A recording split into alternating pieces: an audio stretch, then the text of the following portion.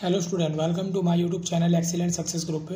तो स्टूडेंट आज हम डिस्कस करेंगे क्लास 10 में चैप्टर 2 पॉलिनोमियल का इंट्रोडक्शन। तो स्टूडेंट ये है हमारा पार्ट 2। मैं पहले इसका पार्ट 1 बना चुका हूँ। अगर आपने पहले वो पार्ट नहीं देखा तो पहले आप उस पार्ट को देखें, तब जाके इस पार्ट को देखें तो ज़्यादा बेस्ट होगा आपके लिए। ठीक है, जिसका लिंक मैं डिस्क्रिप्शन में दे दूंगा। तो हम वहाँ पर पार्ट 1 में कुछ रूल डिस्कशन कर रहे थे। तो रूल 1 और रूल 2 मैंने पार्ट 1 में बता दिया था। रूल 3 हमारा कुछ इस तरीके से है, relationship between the zeros of the coefficient of a polynomial. जो पॉलिनोमियल हमें गिवन होता है, इसके जो कांस्टेंट टर्म है, कोफिशिएंट है, यानी कि ए बी सी, इनका रिलेशन जीरोज के साथ किस तरीके से होता है। ठीक है, तो इनका जीरोज का रिलेशन होता है, मैंने मान लिया कि इस इक्वेशन के जो जीरोज है वो अल्फा और बीटा है। ठीक, और इनके जो कोफिशिएंट के साथ रिलेशन होता है वो होता है बी, या नेगेटिव का हो जाता है, अपॉन में ए। उनके जीरोज का जो प्रोडक्ट है वो इक्वल होता है सी अपॉन में ए के। इसको हम एक एग्जांपल के थ्रू समझते हैं। जैसे मैंने यहाँ पे एक इक्वेशन ले रखी है, पहले हम करेंगे इसके फैक्टर करने के बाद इसके जीरोज निकालेंगे और जीरोज का इसका साथ रिलेशन चेक करेंगे क्या है कि नहीं है। तो यहाँ मैंने क्वाड्रेटिक इक्वेशन रखी, A X square B X plus में सी। जो हमारा ए है वो होगा 1, बी 7 होगा, सॉरी बी 7 होगा, सी मेरा यहाँ पे 10 होगा। तो पहले मैं इस क्वाड्रेटिक इक्वेशन के करता हूँ फैक्टर करके वैल्यू निकालता हूँ इसके जीरोज क्या होंगे, अल्फा बीटा क्या होंगे। तो फैक्टर करने का तरीका, फर्स्ट वाले को लास्ट वाले से मल्टीप्लाई किया, कितना है 10x स्क्वायर। हमें दो नंबर ऐसे ढूंढने हैं कि मल्टीप्लाई करें तो 10 आए, प्लस माइनस करें तो 7 आए। इसके फैक्टर कौन होंगे, 5 और 2। 5 और 2 के साथ मल्टीप्लाई किया 10 आया, दोनों को प्लस किया तो 7 आया। यहाँ लिखा मैंने 5x एंड 2x, इन दोनों को एक साथ, इन दोनों को एक साथ। दोनों में x कॉमन आ रहा, कॉमन निकाला, 2 थे, एक बाहर आ गया, एक अंदर रह गया, x बाहर आ गया 5। दोनों में 2 का डिवाइड जा रहा है, 2 1 जा 2, 2 में इसका डिवाइड दे 2 5 जा 10। ये दोनों टर्म हमेशा एक जैसे आएंगे। अगर एक जैसे नहीं आए तो समझ लेना क्वेश्चन में मिस्टेक है। x plus 5 and x plus 2 is equal to 0। Plus का 5 इज इक्वल टू 0, प्लस का 5 इधर x को आ जाएगा माइनस का, प्लस का 2 इधर x को आ जाएगा माइनस का। तो ये मेरे दो जीरोज आ गए, ये आगे मान लो अल्फा और मान लो ये आगे मेरा बीटा। ठीक, तो मैंने आपको जो रिलेशन बताया वही रिलेशन इनके बीच में होगा, यानी अल्फा और बीटा का जो सम है वो माइनस बी बाई ए के इक्वल होगा।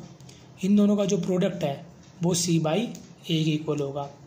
तो माइनस का बी कितना है मेरा 7, तो यहाँ मैंने रखा पॉजिटिव का 7, बाहर माइनस है, माइनस लगा दिया। ए की वैल्यू 1, अल्फा प्लस बीटा यहाँ कितना है माइनस का 5 प्लस कितना माइनस का 2, दोनों आगे, दोनों माइनस के दोनों जुड़ जाएंगे, माइनस का 7 प्लस माइनस माइनस, दोनों इक्वल आ रहे हैं। इसी तरीके से अल्फा माइनस का 5, बीटा माइनस का 2, सी कितना था 10। ए की वैल्यू निकाली थी 1, माइनस इंटू माइनस प्लस 5 2 10।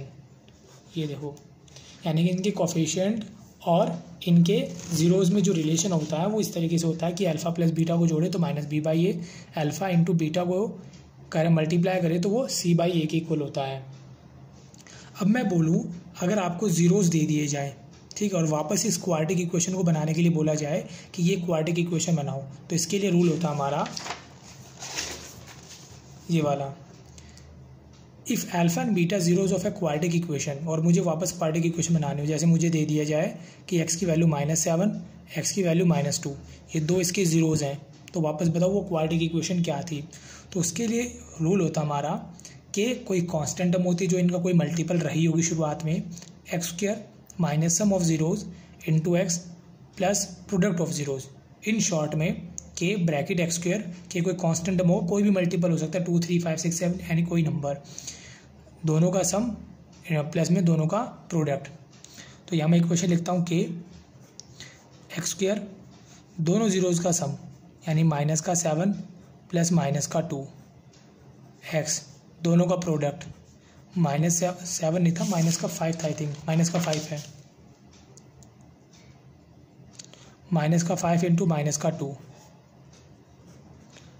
दोनों माइनस के हैं, दोनों जुड़ जाएंगे, माइनस का 9, सॉरी यहाँ से 5 था, 5 और 2 माइनस का 7, x minus into minus plus 5 2 10, minus into minus plus 7x plus में 10। ये वही इक्वेशन है जिसके मैंने फैक्टर करके इनको सॉल्व किया था। देखो x square plus 7x plus में 10, x square plus 7x plus में 10। तो अगर आपको इक्वेशन के जीरोज दे रखे हों और उसकी इक्वेशन पूछी हो तो इस तरीके से फॉर्मूला लगा के हम डायरेक्टली सॉल्व कर सकते हैं। और यही जीरोज का रिलेशन अब हम पढ़ेंगे क्यूबिक इक्वेशन के बारे में। पहले आपको रूल 6 बता दो, उसके बाद डिस्कस करेंगे रूल 5 के बारे में। वहाँ पर तो हमारी क्वाड्रेटिक इक्वेशन थी, बट अब हमारी अगर क्यूबिक इक्वेशन यानी कि ax cube plus bx square plus cx plus d, तो इनके जो जीरोज होंगे, देखो इसमें पावर 3 है तो मैक्सिमम जीरोज कितने हो सकते हैं 3। तो मैंने एक ही जीरोज मान लिया अल्फा, बीटा एंड गामा। तीनों के बीच में रिलेशन क्या होगा, alpha plus beta plus gamma equal होगा माइनस का b by A. Alpha into beta plus beta into gamma plus gamma into alpha होगा इक्वल c बाई ए के। Alpha into beta into gamma बराबर होगा माइनस का d by ए के equal होगा। ठीक है, ये रिलेशन होता है जीरोज का उनके कोफिशिएंट के साथ। तो यहाँ पर मैंने आपको समझाने के लिए एक एग्जांपल ले रखा है कि 3 जीरोज है, 3 -1 -1/3 are zeros of the cubic polynomial. इसके ये जीरोज हैं and then the verify relation between the zeros and coefficient. Zeros and coefficient के बीच में रिलेशन चेक करना हमें। 3x cube 5x square -11x -3, तो ये इक्वेशन है ax cube bx square cx plus d। a की वैल्यू 3, b की वैल्यू -5, c की वैल्यू -11, d की वैल्यू -3 आ गई। अब ये रिलेशन इनके चेक करते हैं। Alpha plus beta plus gamma minus का b बाई ए। अल्फ़ा कितना दे रखा मुझे 3, बीटा -1, गामा माइनस का 1/3, माइनस का b माइनस का 5 दे रखा है। जो माइनस था ये मैंने बाहर रख दिया और ये माइनस का था इसको अंदर रख लिया। a की वैल्यू 3, 3 में से एक माइनस किया 2, प्लस माइनस माइनस होता है, minus into minus plus.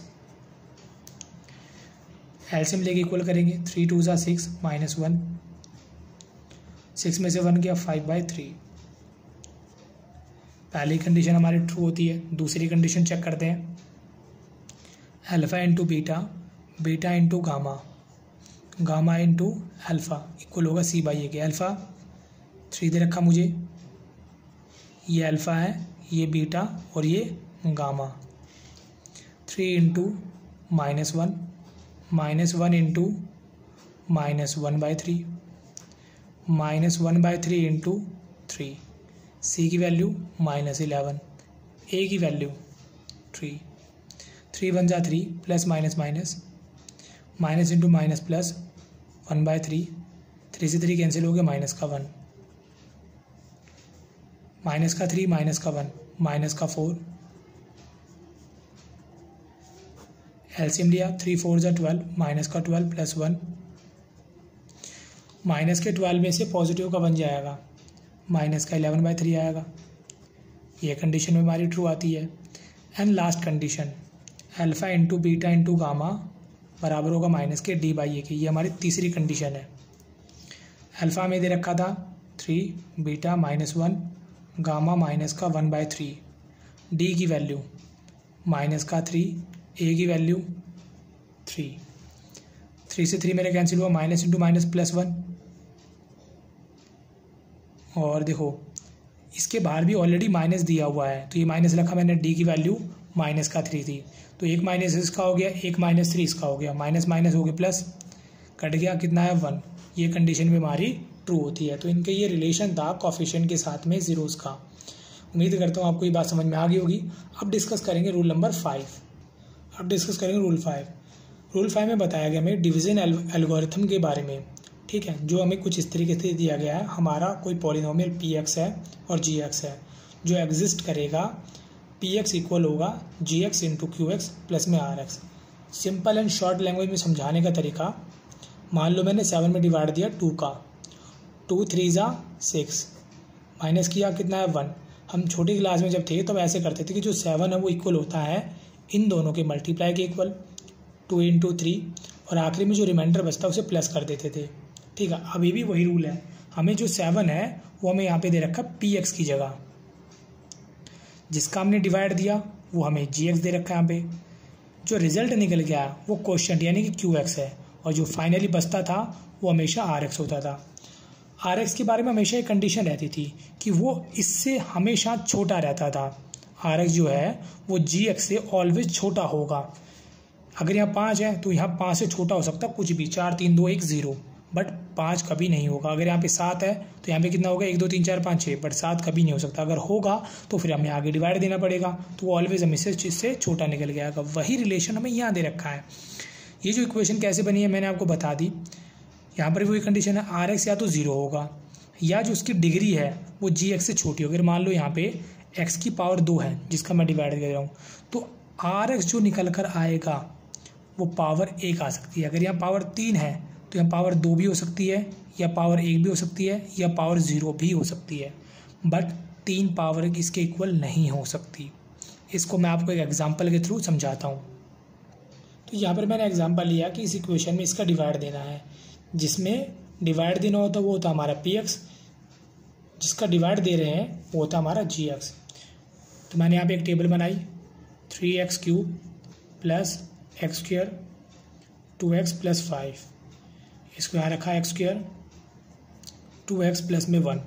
Divide देने का तरीका, हमें जो फर्स्ट वाली टर्म होगी हमेशा इसको इसके इक्वल लेके आना है, किसी नंबर से मल्टीप्लाई करके, किसी से भी मल्टीप्लाई करना पड़े चाहे डिवाइड करना पड़े, इसको इसके इक्वल लेके आना है।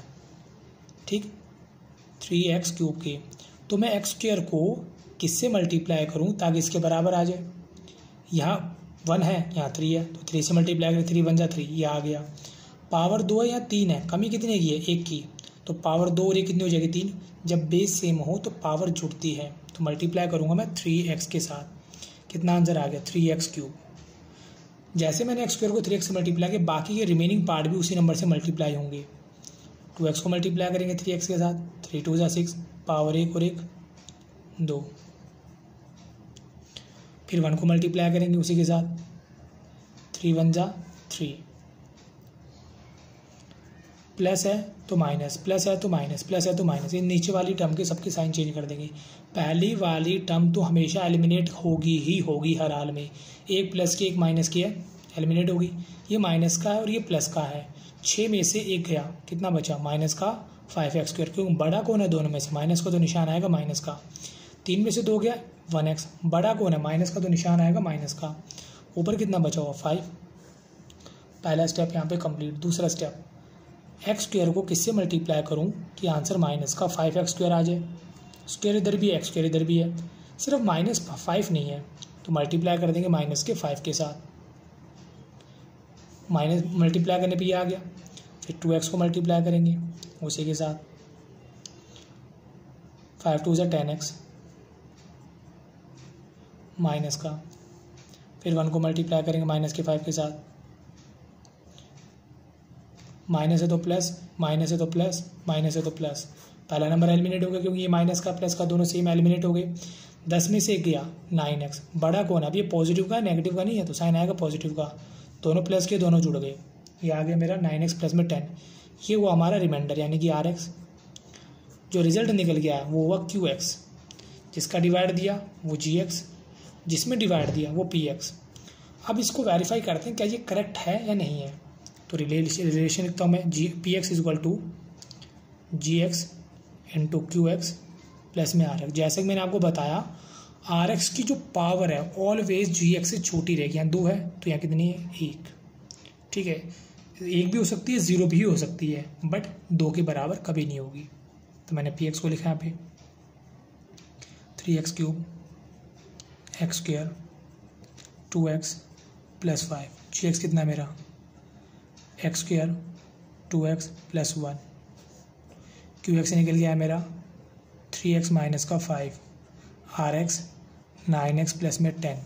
बीच में निशानी मल्टीप्लाई करेंगे, इसको इसके साथ मल्टीप्लाई किया, पावर 2 पावर 1 पावर 3, इसको मल्टीप्लाई करेंगे माइनस के 5 के साथ, माइनस का 5x²। फिर 2x को मल्टीप्लाई करेंगे इसके साथ में, 3 2 जा 6, पावर 1 और 1 2, 2 को मल्टीप्लाई करेंगे 5 के साथ, 5 2 जा 10x। उसके बाद 1 को मल्टीप्लाई करेंगे 5 के साथ, 5 1 जा 5, माइनस प्लस माइनस होगा,